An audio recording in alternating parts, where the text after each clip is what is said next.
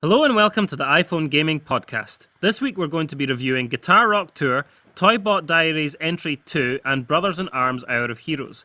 We're also going to be wishing our lives away for a Metal Gear Solid game and taking a sneak peek at Hero of Sparta and Low Grav Racer. So hunker down, keep your hands inside the vehicle and let us do the talking.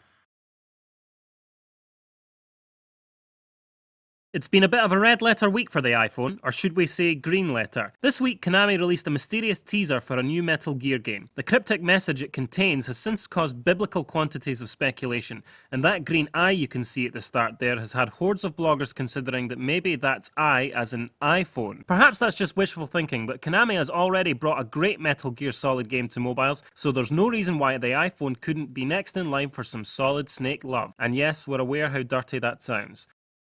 From stealth to a slightly less subtle approach, Gameloft this week took the wraps off its forthcoming hack and slash 'em up Hero of Sparta, and it's looking like a delightful slice of Greek mythology pie. It's hard not to draw comparisons with God of War, but if the trailer proves anything, it's that the iPhone really can push graphics that make the DS look feeble by comparison. How the game is controlled is still a mystery, but the trailer does show off an impressive array of different attacks, which should hopefully mean there are some tight touchscreen gestures behind the gameplay. The iPhone could certainly do with a solid arcade bruiser, so all eyes are on Hero of Sparta to fill the gap. Fingers crossed. One thing the iPhone certainly isn't short of is racing games, but Low Grav Racer has the advantage of being the only title to arrive in the App Store to remove wheels from the equation. The trailer doesn't show off much in the way of track or background detail, but it does sport retina melting speeds, and enough weapons to cause most giggling mayhem fiends to quiver with excitement. It's out now, so expect a review in next week's podcast.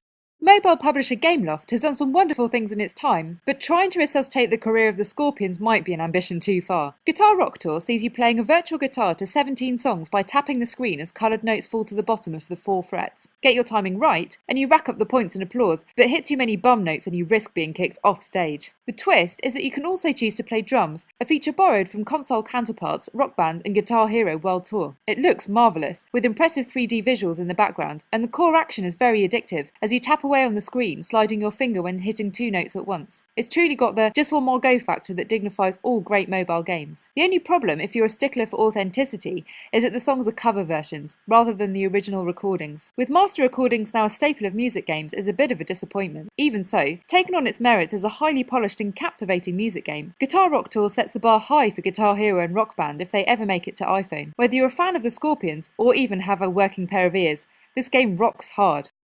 You can't keep a good robot down, especially when it's armed with a grappling cable and has the ability to walk on the ceiling. Continuing the platform mechanics of the first Toybot Diaries game, you move your bot left and right by tilting the iPhone, whilst tapping on metal objects or scenery latches with your grappling cable so you can haul yourself towards it. Once on a metal surface, your boots will kick in, sticking you to it and allowing you to pretend gravity is just something Newton dreamt up whilst drunk on fermented apples. It's a simple set of rules, and using them to negotiate obstacles and puzzles is fresh and fun. Plenty of craft has gone into the level design, and the game has the feeling of being purpose-built with the iPhone's unique interfaces in mind, as opposed to shoehorned onto the platform. The fact that the game is all about exploration and puzzle solving rather than killing things also makes for a refreshing change. Unfortunately, not all gears have been greased, and Toybot Diaries Entry 2 does have the odd short circuit. Some sections of the game are difficult to the point of frustration, and new players might feel more like giving up than persevering. Otherwise, Toybot Diaries Entry 2 is an inventive, imaginative and downright impressive iPhone game that all platform fans would do well to look out for.